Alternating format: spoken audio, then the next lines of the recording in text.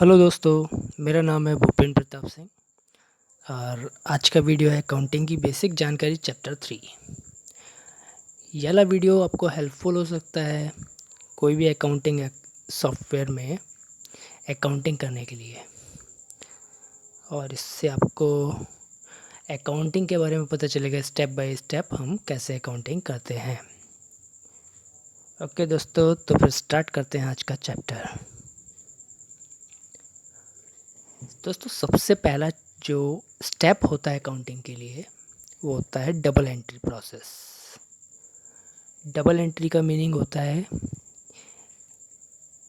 किसी भी अकाउंट को डेबिट करना और दूसरे अकाउंट को क्रेडिट करना। सपोज दैट अगर आप किसी को कैश की पेमेंट कर रहे हो तो आप कैश को क्रेडिट करोगे और जिसको पेमेंट कर रहे हो उसे डेबिट करोगे।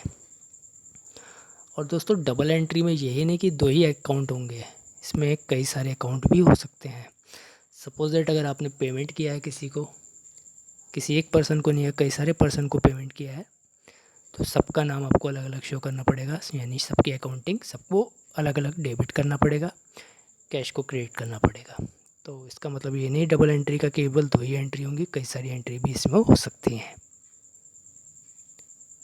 अब आपने डबल एंट्री कर ली है, उसके बाद जो नेक्स्ट प्रोसेस आता है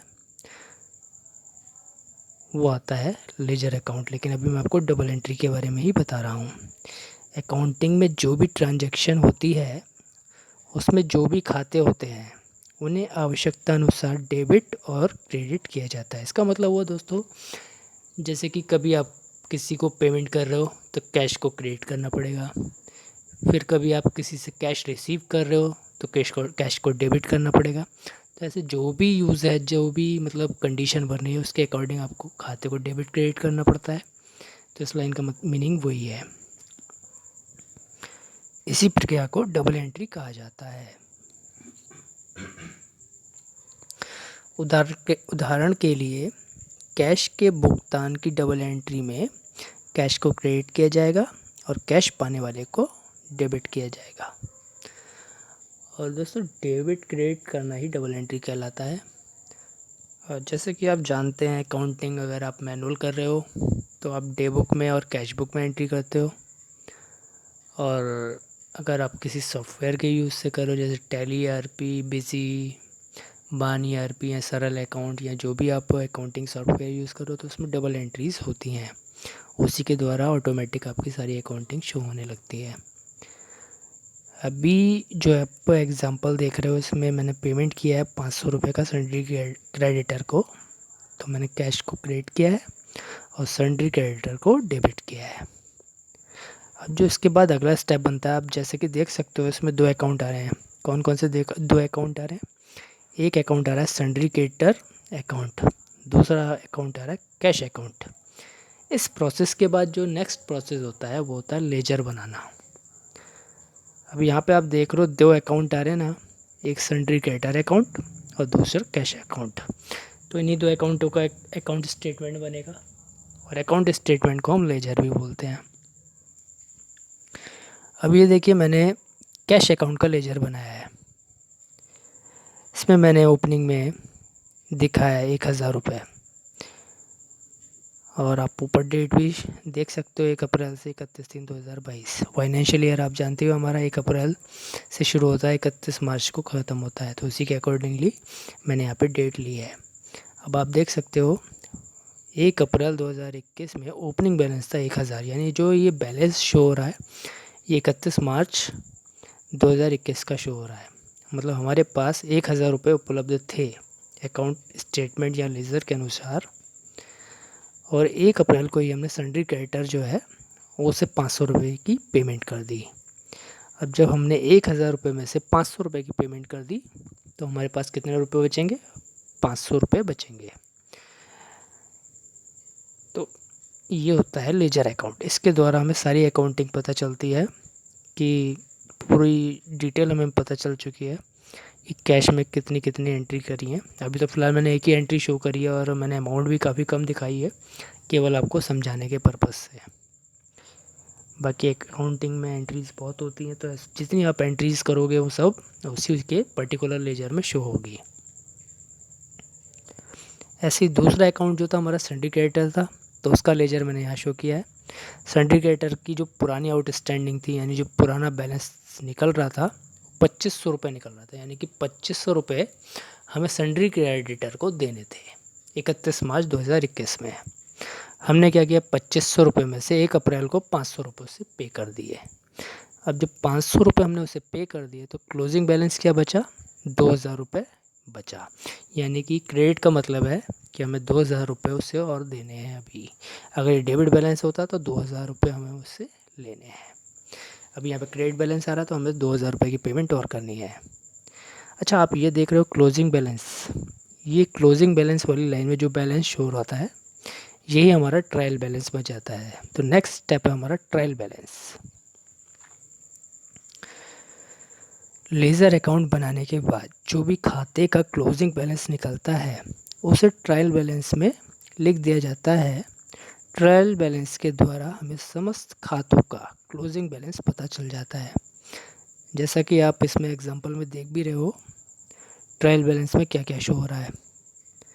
इसी प्रकार से एक लिस्ट बना दी जाती है, उसमें सारे लेजर का जो क्लोजिंग बैलेंस होता है उसमें मेंशन कर दिया जाता है। इसी प्रोसेस को हम ट्रायल बैलेंस कहते हैं।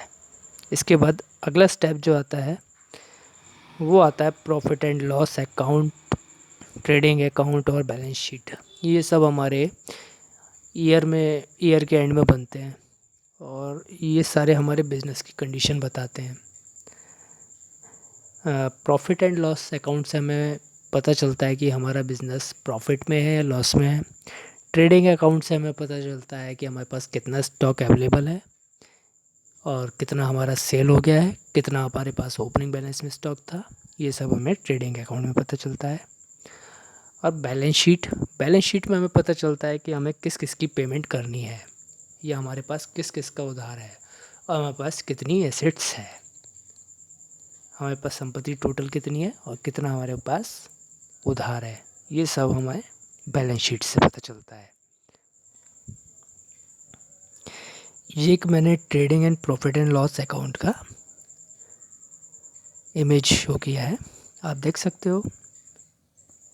ओपनिंग स्टॉक, क्लोजिंग स्टॉक, ये सब इसमें शो हो रहा है। ऊपर जो पार्ट है वो होता है ट्रेडिंग अकाउंट और जो टोटल लग रहा है 4,20,000 का, उसके नीचे वाला जो पार्ट है वो प्रॉफिट एंड लॉस अकाउंट है। इसमें आप देख सकते हो बाय नेट लॉस 41,500 शो हो रहा है।